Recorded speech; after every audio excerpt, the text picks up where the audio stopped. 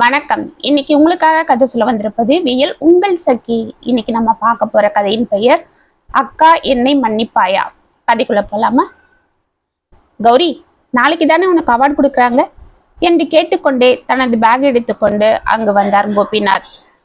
ஆமாங்க, அதுதான் இன்னைக்கே கிளம்பிட்டு இருக்கிறேன். என்ன செய்யறது, உங்களை வாங்கன்னு சொன்னா நீங்க திருச்சியில வேலை இருக்குன்னே கிளம்புறீங்க என்று முகத்தை உம்மென்று வைத்துக் கொண்டாள் கௌரி. என்னம்மா செய்யறது, ஒரு முக்கியமான கேஸு, போயே ஆகணும். இல்லைன்னா நான் உன் கூட வரமாட்டேனா? ஆமா போங்க, நான் டாக்டர், நீங்க வக்கீல், ஆளுக்கு ஒரு மூலையா சுத்திட்டு இருக்கோம். இதோ பாரு கௌரி, நாம 2 பேருடைய வேலையுமே பொதுமக்களுக்கு செய்யற சேவை. இதுல நம்ம சுயநலத்தை பார்க்க கூடாது. எனிவே, இந்த வருட சிறந்த மருத்துவரா உன்னை தேர்ந்தெடுத்து விருந்து கொடுக்க போறாங்க. அதுக்கு என்னோட வாழ்த்துக்கள். தேங்க்ஸுங்க என்று புன்னகையோடு அவனை பார்த்தாள். சரிம்மா, நாளைக்கு தானே ஃபங்க்ஷன்? ஆமாங்க, இன்னைக்கே கிளம்புனாதான் சரியா இருக்கும். சரி, எங்க போய் தங்குவ? என்னங்க கேள்வி இது, எங்கேயாவது ஹோட்டல்ல தான் தங்கணும். அவங்களே அரேஞ்ச் பண்றதா சொல்லியிருக்காங்க என்று அவள் கூறிக்கொண்டிருக்க, சொல்லுவாங்க, அதெல்லாம் முடியாது என்று கூறிக்கொண்டே உள்ளே வந்தாள் டாக்டர் மாலினி. அவளை பார்த்த கௌரிக்கு முகம் மலர்ந்தது. மாலு, என்னடி திடீர்னு இந்த பக்கம், வழி ஏதாவது தெரியாம வந்துட்டியா என்று சிரித்தாள். ஆமாண்டி, நான் அது வழி தெரியாமலாவது இப்படி வரேன். நீ அது கூட இல்லையே, ரொம்ப பிஸியான டாக்டரா இல்ல இருக்க. ஏய் என்னடி, நம்ம வேலையை பத்தி உனக்கு தெரியாதா? சரி சரி உள்ள வா என்று அவளை அழைத்து சோஃபாவில் அமர வைத்தாள். வாங்க மாலினி, சுரேஷ் எப்படி இருக்காரு? அவர் பிசினஸ்லாம் எப்படி போயிட்டு இருக்கு என்று கேட்டார் கோபிநாத். நல்லா போயிட்டு இருக்கு, நாங்களும் நல்லா இருக்கோம். உங்க வக்கீல் தொழில் எப்படி போயிட்டு இருக்கு? இப்ப இருக்கிற காலகட்டத்துக்கு நல்லாவே தான் போயிட்டு இருக்கு என்று சிரித்தார். அது சரி என்று மாலினியும் சிரித்து விட்டு, கௌரி, வாழ்த்துக்கள் டி, இந்த ஆண்டு சிறந்த மருத்துவரா விருது வாங்க போற. ஆமாண்டி, அதை பத்தி தான் பேசிட்டு இருந்தோம். ஆமா, தர்மபுரியில தான் ஃபங்க்ஷனா? ஆமாண்டி, அதுதான் எங்க தங்க போறேன்னு கேட்டுட்டு இருந்தாரு. நானும் தான் கேட்டேன். ஆமா, இப்ப கூட உனக்கு என் தங்க கீதாவோட ஞாபகம் வரல இல்ல? ஆமா, அவ கல்யாணம் பண்ணிக்கிட்டு போய் அங்கதான் இருக்கா இல்ல என்று ஞாபகப்படுத்தி கொண்டாள் கௌரி. இப்பயாவது ஞாபகம் வந்ததே. ஏய் சாரிடி, அவ என்ன உனக்கு மட்டும்தான் தங்கையா? எனக்கும் அவ தங்கதான். ஆமா, அதுதான் கல்யாணத்துக்கு அப்படியே வந்துட்ட பாரு. ஏய், உனக்கே நல்லா தெரியும், அப்ப நான் ஒரு கிரிட்டிக்கலான டெலிவரி கேஸ் விஷயமா கோயம்புத்தூர் போயிருந்தேன் இல்ல. நான் வரத்துக்குள்ள அவங்க தர்மபுரி போயிட்டாங்க. அதுக்கப்புறமும் என்னால போய் பார்க்கவும் முடியல. அவளும் இங்க வரல. அதனால தான் சொல்றேன், இப்பயாவது போய் அவங்க வீட்டுல தங்கு. இல்லைன்னா அவ உன்னை என்ன திட்டுவாளோ எனக்கு தெரியாது. நீ கல்யாணத்துக்கு வராததே அவளுக்கு உன் மேல கோவம். நீ மட்டும் இப்ப போகல, அப்புறம் நான் போனை போட்டு அவகிட்ட கொடுத்துடுவேன் என்றாள். ஏய் வேண்டாம் வேண்டாம், இப்ப போன் போடாத, நான் அங்க போய் அவகிட்ட நேர்லயே திட்டு வாங்கிக்கிறேன் என்று சிரித்தாள் கௌரி. இதற்குள் பணிப்பெண் கங்கா மாலினிக்கு காப்பி கொண்டு வந்து கொடுத்தாள். அவளை ஆச்சரியமாக பார்த்த மாலினி, ஏய் இந்த பொண்ணு கங்கா இல்ல, இங்க என்ன பண்றா என்று கேட்டுக்கொண்டே அவள் கையில் இருந்த காப்பியை வாங்கினாள். அவளோட அம்மா இறந்துட்டாங்கன்னு சொன்ன இல்ல, அப்புறம் தனியால நின்னுட்டா. வயசு பொண்ணு அப்படியே நிராதரவா விட மனசு வரல, அதுதான் இங்கே கூட்டிட்டு வந்து வச்சுக்கிட்டேன். ஆமா மிஸ்ஸஸ் மாலினி, அவளுக்கு பையனை பார்த்துட்டோம், அடுத்த மாசம் கல்யாணம். ஓ அப்படியா, வெரி குட். பரவாயில்ல கங்கா, நீ கௌரி கண்ணில் பட்டது உன் அதிர்ஷ்டம்தான். கௌரி, இந்த பொண்ணு கல்யாணத்துக்காரருக்கு செலவுல நானும் பாதி ஷேர் பண்ணிக்கிறேன்டி. எதுக்கு மேடம், நாங்க பாத்துக்கிறோம் என்றார் கோபிநாத்.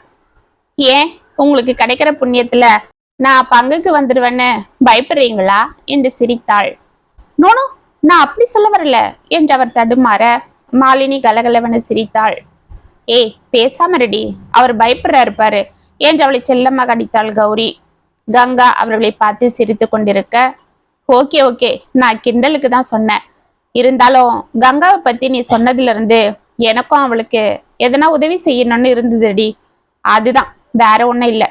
சரி கங்கா, காஃபி நல்லா இருக்கு, ரொம்ப தேங்க்ஸ். உன் கல்யாணத்தை பத்தி கவலைப்படாத, நானும் கௌரியும் எல்லாம் பார்த்துக்கிறோம். நல்லா ஜாம் ஜாம்னு நடத்திடலாம், சரியா என்று சிரித்தாள். ரொம்ப நன்றிமா என்று கங்கா அவளை கையெடுத்து வணங்கினாள். ஏய் என்ன இதெல்லாம், என்று அவள் கைகளை பிடித்து கொண்டவள். அப்ப நான் கிளம்புறேன்டி. All the best. நல்லபடியா போயிட்டு வா. என்னாலதான் வர முடியல, இல்லைன்னா நானும் வருவேன். தெரியும்டி, ஏதோ முக்கியமான கேஸ் இருக்கிறதா சொன்னியே. ஆமாப்பா. சரி, நீ கீதா வீட்டுக்கு போனதும் எனக்கு ஒரு கால் பண்ண. நான் அவகிட்ட எல்லாம் சொல்லிடுறேன். அவளும் உனக்கு ஃபோன் பண்ணுவா. அப்ப பத்திரமா போயிட்டு வா. நான் வரேன்டி. மிஸ்டர் கோபிநாத், நான் கிளம்புறேன் என்று எழுந்து கொண்டாள் மாலினி. அன்று இரவு கீதாவின் வீட்டின் முன்பு கௌரியின் கார் வந்து நிற்க, வாசலில் தயாராக காத்து கொண்டிருந்த கீதா ஓடி வந்து அவளை வரவேற்றாள். ஏய் கீதா குட்டி, எப்படி இருக்கிற? கல்யாணம் ஆனதும் பெரிய பொம்பளை போல ஆயிட்டியே என்று சிரித்து கொண்டே அவளை அணைத்து கொண்டாள். ஆனா நீங்க மட்டும் இன்னும் சின்ன பொண்ணு போலதான் சிக்குன்னு இருக்கீங்க என்று சிரித்த கீதா டக்கென, போங்கக்கா, நான் உங்க கூட பேசவே கூடாதுன்னு இருந்தேன் என்று செல்லமாக கோபித்து கொண்டாள். தெரியும் தெரியும், எனக்கு எல்லாம் தெரியும். நீ ஏன் என்கிட்ட கொச்சிக்கிட்டேன்னு. என்னடா கண்ணு பண்றது? என் தொழில் உங்க அக்கா தொழிலாம் எப்படின்னு உனக்கே தெரியும். எங்க சொந்த விருப்பத்துக்கெல்லாம் நாங்க முதலிடம் கொடுக்க முடியாது. சரி, அப்பதான் வர முடியல. அப்புறமாவது வந்திருக்கலாம் இல்ல? இத்தனை நாள் கழிச்சு இப்பதான் உங்களுக்கு டைம் கிடைச்சது இல்ல? அது கூட இங்க உங்களுக்கு அவார்டு கொடுக்கறதால வந்தீங்க, இல்லைன்னா அதுவும் வந்திருக்க மாட்டீங்க. கௌரி சிரித்து கொண்டே அவளை சமாதானம் செய்ய இருவரும் உள்ளே சென்றனர். ஆமா, எங்க உங்க ஹஸ்பண்ட் ஆளை காணோம்? இன்னும் வேலையில இருந்து வரலையா என்று கேட்டுக்கொண்டே பேக்கில் இருந்து ஒரு சிறிய நகைப்பெட்டி எடுத்து அவளிடம் கொடுத்தாள். அவர் வேலை விஷயமா கோயம்புத்தூர் போயிருக்காருக்கா. நாளைக்கு வந்துடுவாரு. நீங்க வர போறதா போன்ல சொன்னேன். அவருக்கு ரொம்ப சந்தோஷம். ஓ அப்படியா? அப்ப என்னை பத்திலாம் கூட அவர்கிட்ட சொல்லியிருக்கியா? உங்களை பத்தி சொல்லாம இருப்பனா என்று கூறிக்கொண்டே அந்த நகைப்பெட்டியை திறந்தாள். அதில் ஒரு அழகிய வைர மோதிரம் இருந்தது. அதை பார்த்ததும் அவள் கண்கள் ஜொலித்தது. என்ன, பிடிச்சிருக்கா? அக்கா, அழகா இருக்குக்கா, எனக்கு ரொம்ப பிடிச்சிருக்கு. ரொம்ப தேங்க்ஸ் என்றாள் கீதா. பிறகு கௌரி குளித்து விட்டு வர இருவரும் சேர்ந்து சாப்பிட்டு விட்டு உள்ளே கட்டிலில் சென்று அமர்ந்தனர். அந்த வைர மோதிரத்தை கையில் போட்டுக்கொண்டு அழகு பார்த்து கொண்டிருந்த கீதா, அக்கா, எனக்கு இது ரொம்ப பிடிச்சிருக்குக்கா, ரொம்ப தேங்க்ஸ் என்றாள் மீண்டும். ஏய், எதுக்கு தேங்க்ஸ்லாம்? நானும் உனக்கு அக்கா தானே என்றவள் தலையில் லேசாக குட்டி விட்டு, சரி, உன் ஹஸ்பண்ட் உன்னை எப்படி பாத்துக்கிறாரு என்று கேட்டாள். ரொம்ப நல்லா பாத்துக்கிறாருக்கா. எங்க காதலுக்கு அக்கா முதல்ல ஒத்துக்கலனாலும் அப்புறம் அவரோட குணத்தை பார்த்து ஒத்துக்கிட்டா. இப்ப என் மேல அவர் பாசமா இருக்கிறது அக்காவுக்கு ரொம்ப சந்தோஷம். ஆமா, சொன்னா முதல்ல அவருக்கு வேலை எதுவும் சரியா இல்லாததால தான் அவளுக்கும் ஒரு தயக்கம் இருந்திருக்கு. ஆமாக்கா, அண்ணா சின்னதா ஒரு பிசினஸ் பண்ணிக்கிட்டு இருந்தாரு. இப்ப அவரோட திறமையால அது நல்லா வளர்ந்துட்டு இருக்கு. நாங்க ரொம்ப சந்தோஷமா இருக்கோம். எப்படியோ கீதா, நீங்க நல்லா இருந்தா எங்களுக்கும் சந்தோஷம்தான். சரி, இது சொந்த வீடா? இல்லக்கா, கூடிய சீக்கிரம் வாங்கிடுவோம். நான் சொல்லிட்டேன்னா அவர் அந்த பேச்சை தட்டவே மாட்டாரு. எப்படியாவது நிறைவேற்றிடுவாரு. நான் தான் அவருக்கு எல்லாம். ஓ அப்படியா? அவ்வளோ அன்பா மேல? ஆமாக்கா, நாளைக்கு நீங்க பார்க்க தானே போறீங்க என்று வெட்கத்தோடு சிரித்தாள். கௌரி அவளை ஆச்சரியமாக பார்த்து கொண்டிருந்தாள். பரவாயில்ல, தன் புருஷன் மேல எவ்வளவு பாசமா இருக்கா. அந்த அளவுக்கு அவரும் இவளை பாத்துக்கிறாரு போல இருக்கு. நல்ல வாழ்க்கை தான் அமைஞ்சிருக்கு. அவங்க அக்கா வந்து பார்த்தாலும் ரொம்ப சந்தோஷப்படுவா என்று அவள் யோசித்து கொண்டிருக்க, கீதா அவளிடம் தங்கள் இல்லற வாழ்க்கையை பற்றி பெருமையாக பேசிக் கொண்டிருந்தாள். பிறகு வெகு நேரம் கழித்து இருவரும் தூங்கி போயினர். மறுநாள் காலை கௌரி எழுந்து கொள்வதற்குள் கீதா அவளுக்கு டிஃபன் சாப்பாடு அனைத்தும் தயார் செய்து விட்டாள். கௌரி எழுந்து வெளியே வர அவளுக்கு சூடாக காப்பியும் படிக்க பேப்பரும் கொடுத்து விட்டு சென்றாள். பரவாயில்ல, இந்த பொண்ணு கல்யாணத்துக்கு அப்புறம் ரொம்ப பொறுப்பாயிட்டு இருக்கா என்று யோசித்து கொண்டே சோஃபாவில் அமர்ந்தாள் கௌரி. அக்கா, அவர் வந்துட்டு இருக்காரு. இன்னும் 1 ஹவர்ல வந்துடுவாரு. அவர் வந்ததும் டிஃபன் சாப்பிடுறீங்களா, இல்லைன்னா குளிச்சுட்டு நீங்க கோயிலுக்கு போயிட்டு வந்துடுறீங்களா? காலையில பெருமாள் கோயிலுக்கு போனோன்னு சொன்னீங்களே. ஆமாண்டா, இவ்வளவு தூரம் வந்துட்டு அந்த கோவிலுக்கு போகலன்னா எப்படி? நான் குளிச்சுட்டு கோவிலுக்கு போயிட்டு வந்துடுறேனே. அப்ப சரிக்கா, நீங்க வரத்துக்குள்ள அவரும் வந்துடுவாரு. நாம எல்லாம் ஒன்னாவே உட்காந்து டிஃபன் சாப்பிடலாம். நான் எல்லாம் ரெடி பண்ணிடுறேன் என்று கீதா உள்ளே சென்றாள். பிறகு கௌரி குளித்து விட்டு கோவிலுக்கு செல்ல அவள் சென்ற சிறிது நேரத்துக்கெல்லாம் வசந்த் உள்ளே வந்தான். அவனை பார்த்து முகமலர்ந்த கீதா, என்னங்க, இப்பதான் கௌரி அக்கா கோயிலுக்கு போனாங்க என்று கூறிக்கொண்டு அவன் கையிருந்த பெட்டியை வாங்கினாள். அப்படியா? அப்ப அவங்க வீட்டுல இல்லையா? நல்ல வேலை. என் செல்லத்தை எங்க கொஞ்சம் முடியாம போயிடுமோன்னு பயந்துட்டே வந்தேன் என்று அவளை கட்டி கொண்டான். என்னங்க, விடுங்க, அந்த அக்கா வந்துட்டு போறாங்க. அதெல்லாம் ஒன்னும் வரமாட்டாங்க. இப்பதானே போனாங்கன்னு சொன்னேன். நானே 4 நாளா என் டார்லிங்க பார்க்காம ஏங்கி போய் வந்திருக்கேன் என்று அவளை கொஞ்சினான். ஆ, போதும் போங்க. தினமும் இங்க கொஞ்சிட்டு தானே இருக்கீங்க. இந்த 4 நாள் கொஞ்சலன்னா ஒன்னும் ஆகிடாது என்று செல்லமாக அவனை கன்னத்தில் அடித்தாள். அது எப்படி? என் ஸ்வீட்டிய தினமும் நான் கொஞ்சணும். உன்னை 4 நாள் பார்க்காம எனக்கு எப்படி இருந்தது தெரியுமா? தெரியும் தெரியும்.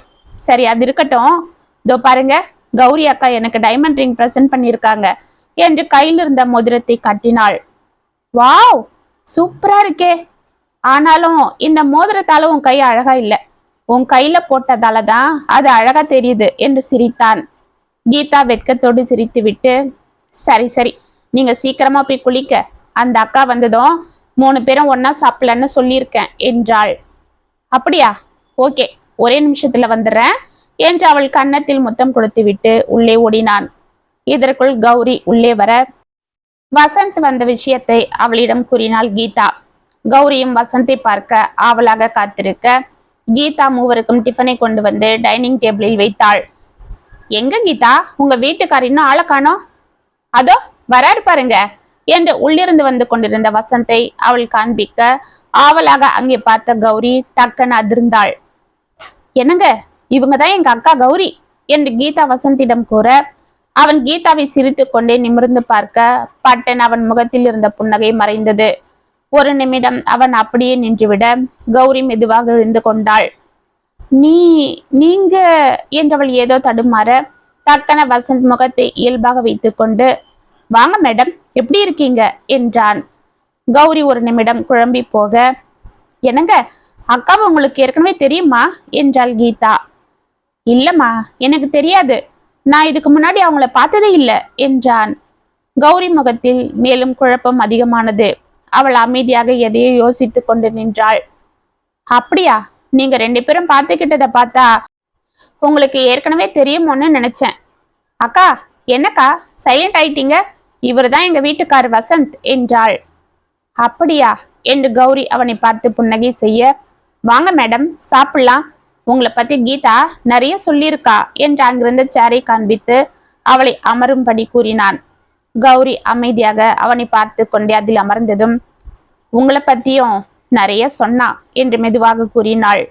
அவளை நிமிர்ந்து பார்த்துவிட்டு டக்கென திரும்பி, கீதா, மேடத்துக்கு டிஃபனை வையுமா என்று பரபரத்தான். கீதா இருவருக்கும் டிஃபனை பரிமாற வசந்த் கடகடவன சாப்பிட்டு விட்டு உள்ளே சென்றான். அக்கா, அவருக்கு வந்த டயர்டு, அதுதான் ஒரு மாதிரி இருக்காரு. தப்படுத்துக்காதீங்க. நீங்க சாப்பிட்டு உள்ள ரெஸ்ட் எடுங்க. நான் சாப்பாடு செஞ்சுட்டு உங்களை வந்து கூப்பிடுறேன் என்றாள். கௌரி அமைதியாக சாப்பிட்டு விட்டு உள்ளே அவளுக்காக கொடுத்த ரூமில் சென்று கட்டிலில் அமர்ந்தாள். அவள் மனது மிகவுமே குழம்பிக் கொண்டிருந்தது. இந்த பையன் வசந்த் இல்ல, இவன் குமார். எனக்கு நல்லா தெரியும். என்ன தெரியாதது போல இவன் நடந்துகிட்டாலும் எனக்கு அவன் முகம் நல்லாவே ஞாபகம் இருக்கு. இவனை நான் பார்த்தேன் அந்த நாள் என்று பழைய நினைவுகளில் சென்றாள். மாலையில் இருந்து பேஷண்ட்டுகளை பார்த்து களைத்திருந்த கௌரி கடைசி பேஷண்டை உள்ளே வரும்படி அழைக்க, மேடம், உள்ள வரலாமா என்று ஒரு இளம் பெண்ணின் குரல் கேட்டு டக்கன நிமிர்ந்து பார்த்து, வாமா என்றாள். அந்த பெண் திருவென விழித்து கொண்டு தனது தாயை உள்ளே அழைத்து வந்தாள். பார்ப்பதற்கு மிகவும் களைத்திருந்த அவளது தாய் நிற்க முடியாமல் தள்ளாடி கொண்டு வர அவளை அங்கிருந்த சேரில் அமரும்படி கூறினாள் கௌரி. தனது தாயை அதில் அமர வைத்தாள் அந்த பெண். டாக்டர், இவங்க எங்க அம்மா. 1 வாரமா வயிற்று வலியால ரொம்ப அவதிப்படுறாங்க. நானும் ஏதேதோ எனக்கு தெரிஞ்ச கை வைத்தியம்லாம் செஞ்சு பார்த்துட்டேன். ஒன்னும் சரிப்படல. அதுதான் இங்க கூட்டிட்டு வந்தேன் என்றாள். என்னம்மா, 1 வாரமா வயிற்று வலியால அவதிப்படுறாங்கன்னு சொல்ற? இப்படியா கேர்லெஸ்ஸா இருக்கிறது? சரி, இப்படி வாங்கம்மா என்று அந்த பெண்ணை உள்ளே அழைத்து சென்று செக்அப் செய்தாள். பிறகு வெளியே வந்த கௌரி, உங்க அம்மாக்கு வயிற்றுல கட்டி இருக்கிறா போல தெரியுது. எதுக்கும் ஒரு ஸ்கேன் எடுத்து பார்த்தாதான் தெரியும். நாளைக்கு காலையில கூட்டிட்டு வந்துடு. நான் இப்பத்திக்கு மருந்து கொடுக்கிறேன் என்று எழுத ஆரம்பித்தாள். கடவுளே, கட்டியா என்று அழ ஆரம்பித்தாள் அந்த பெண். அவளை பரிதாபமாக பார்த்த கௌரி, இதோ பாருமா, உன் பேர் என்ன? கங்கா. எங்க அம்மா பேரு ராஜேஸ்வரி என்றாள் தேம்பிக் கொண்டு. கங்கா, அழாத. நீ தான் உங்க அம்மாக்கு தைரியம் சொல்லணும். நீ இப்படி உடஞ்சி போயிடலாமா? இப்பெல்லாம் எல்லாத்துக்கும் மருந்து இருக்கு, எல்லாம் சரி பண்ணிடலாம். முதல்ல ஸ்கேன் எடுத்து பார்ப்போம், தைரியமா இரு என்றாள். இல்ல டாக்டர், அவளுக்கு என்ன விட்டா வேற யாரும் இல்லை. அவளுக்கு ஒன்றும் தெரியாதும் கூட. நாங்க இந்த ஊருக்கு புதுசு, இங்க யாரையும் எங்களுக்கு தெரியாது. இப்பதான் கொஞ்ச நாளா பக்கத்து வீட்டுல இருக்கிற குமார் என்ற பையன் எங்களுக்கு சின்ன சின்னதா உதவி செஞ்சிட்டு இருக்கான். இப்ப கூட அவன் தான் கூட்டிட்டு வந்தான் என்றாள் ராஜேஸ்வரி மூச்சுவாங்க. அப்படியா? நீங்க எங்கிருந்து இங்க வந்தீங்க? நாங்க தூத்துக்குடி பக்கத்துல ஒரு சின்ன கிராமத்தை சேர்ந்தவங்கம்மா. என் புருஷன் கடல்ல மீன் பிடிக்கிறவரு. இவ எங்களுக்கு ஒரே பொண்ணு. நானும் மீன் வியாபாரம் பண்ணிட்டு இருப்பேன். என் புருஷன் சம்பாதிக்கிற பணத்தை எல்லாம் குடிச்சியே தீர்த்துடுவாரு. வீட்டுல என்னோட வருமானம் தான். அதுலயே நான் பொட்டை புள்ளிய வச்சிருக்கேன்னு கொஞ்சம் கொஞ்சமா வாயை கட்டி வயிற்ற கட்டி இவளுக்காக கொஞ்சம் நகையை சேர்த்தேன். ஆனா அந்த ஆளு அதையும் எப்படியோ கொண்டு போய் வச்சு குடிச்சிட்டு இருந்தாரு. கேட்டா அடிப்பாரு.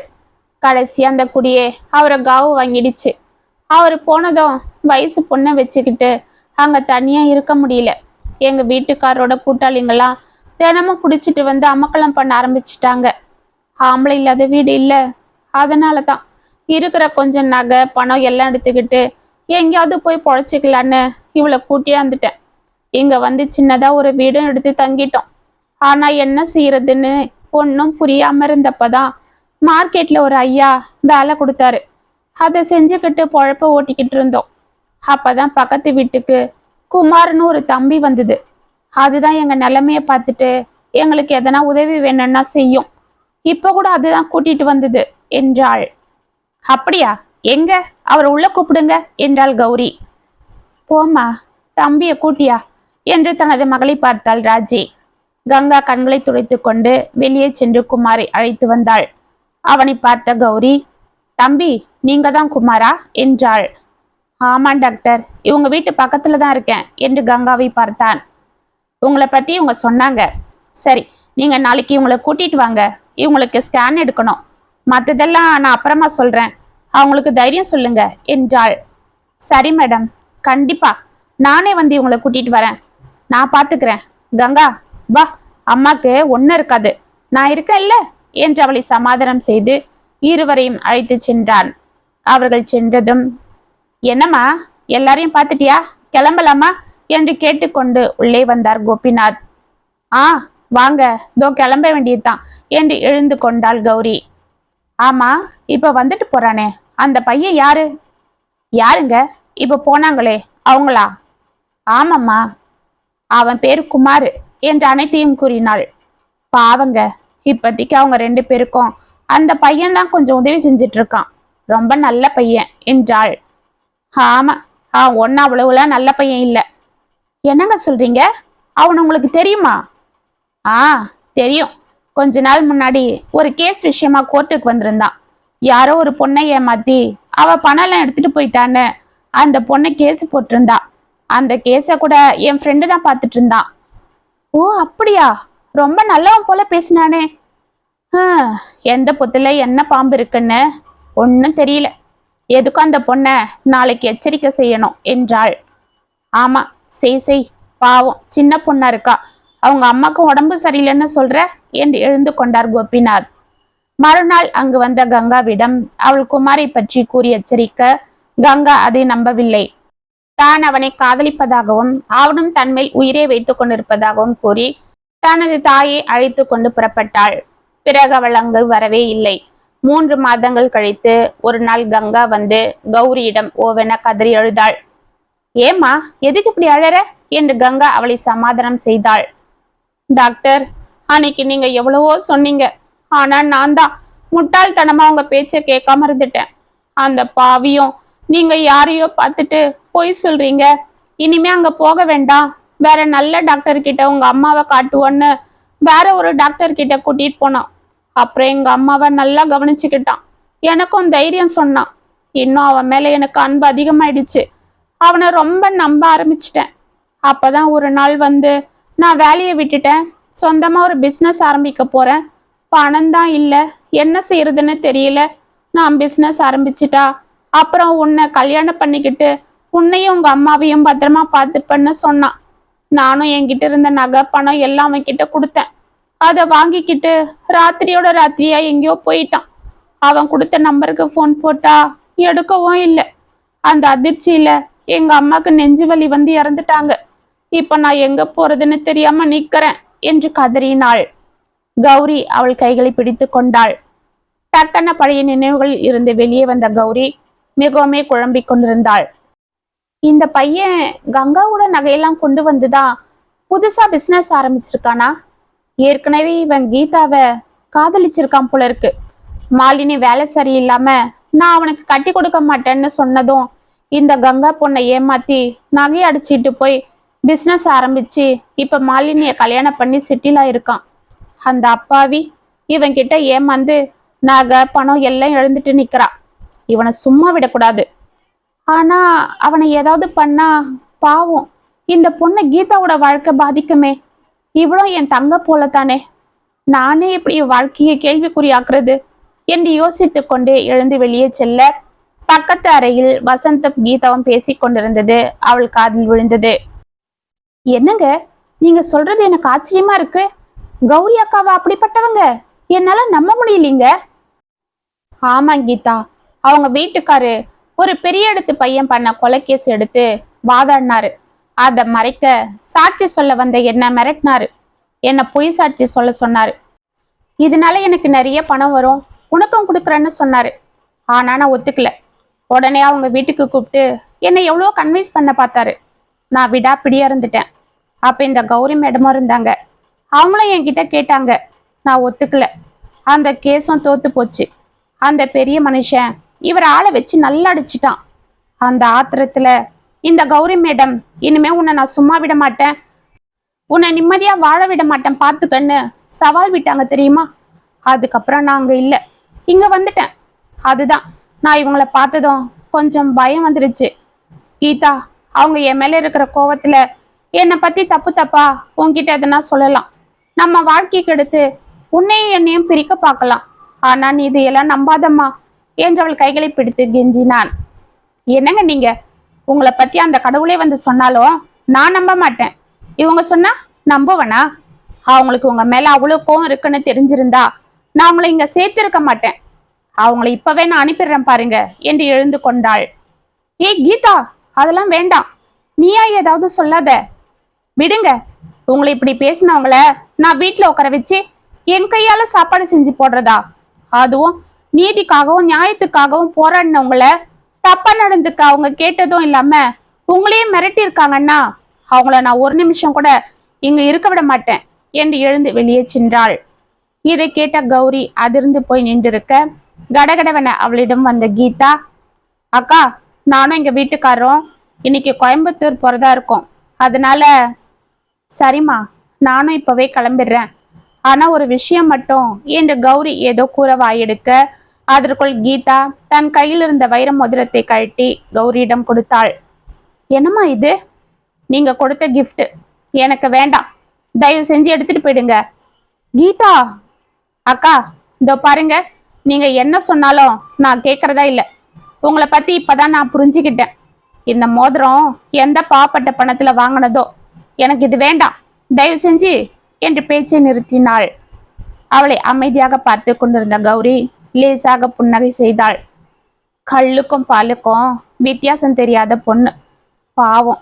இருந்தாலும் அவனை முழுசா நம்புறா. இவளோட அன்பு அந்த பையனை மாத்துதான்னு பார்க்கலாம், நல்லா இருக்கட்டும் என்று கடகடவென சென்று விட்டாள். 1 மாதம் சென்றது. அன்று கங்காவின் திருமணம் கோலாகலமாக ஏற்பாடாகி கொண்டிருக்க கோபிநாத்தும் கௌரியும் மிகவும் பிஸியாக இருந்தனர். அன்று மாலை மாலினி தனது கணவருடன் வர அவர்கள் பின்னால் கீதாவும் வந்தாள். அவள் முகம் சோர்வாக இருந்தது. அவளை பார்த்த கௌரி அவளை அணைத்து கொண்டு வரவேற்று உள்ளே அழைத்து செல்ல அவள் காலில் தொப்பன விழுந்து கதறினாள் கீதா. ஏய் கீதா, என்னடா, எது கழற, எழுந்துடு என்று அவளை எழுப்பினாள் கௌரி. அக்கா, என்ன மன்னிச்சிடுங்கக்கா, என்ன மன்னிச்சிடுங்க. என்னம்மா, எதுக்கு? சரி, முதல்ல இப்படி வா என்று அவளை அங்கிருந்த சேரில் அமர வைத்து விட்டு அந்த ரூம் கதவை சாத்தி விட்டு வந்து அவள் அருகில் அமர்ந்தாள். இப்ப சொல்லு, எதுக்கு இப்படி அழற என்றவள் கண்களை துடைத்தாள். அக்கா, எங்க வீட்டுக்காரோட பேச்சை கேட்டு நான் அவங்கள அன்னைக்கு அவமானப்படுத்திட்டேன். ஆனா உண்மையில எங்க வீட்டுக்காரர் தான் ரொம்ப மோசமானவர்னு இப்பதான் எனக்கு தெரிஞ்சது என்று தேம்பினாள். என்னம்மா சொல்ற? ஆமாக்கா, எங்க அக்கா கங்காவை பத்தி என்கிட்ட போன வாரம் போன்ல சொன்னான். அவ கல்யாணத்துக்கு என்னை வர சொல்லி கூப்பிட்டா. நான் முதல்ல முடியாதுன்னு தான் சொன்னேன். அப்புறம் சரி அக்கா தப்பெடுத்துக்க போறான்னு கிளம்பினேன். எங்க வீட்டுக்காரையும் கூப்பிட்டுட்டு வந்தேன். ஆனா அவர்கிட்ட கங்காவை பத்தி ஒன்னும் சொல்லல. நாங்க இங்க வந்து 2 நாள் கழிச்சு அவளுக்கு புடவை எடுக்கணும்னு அக்கா கங்காவை வீட்டுக்கு கூட்டிட்டு வந்தா. அப்ப அவ எங்க வீட்டுக்காரரை பார்த்து அதிர்ந்து நின்னுட்டா. எங்க வீட்டுக்காரன் திருன்னு முழிச்சாரு. நான் இதை கவனிச்சிட்டேன். எனக்கு சந்தேகம் வந்துடுச்சு. ஆனா எங்க வீட்டுக்காரர்கிட்ட எதுவும் கேட்கல. நான் எதிர்பார்த்தது போல அந்த கங்கா எங்க வீட்டுக்காரோட அன்னைக்கு மாடியில பேசிட்டு இருந்தா. தயவு செஞ்சு என் நகையை கொடுத்துடுன்னு கெஞ்சிட்டு இருந்தா.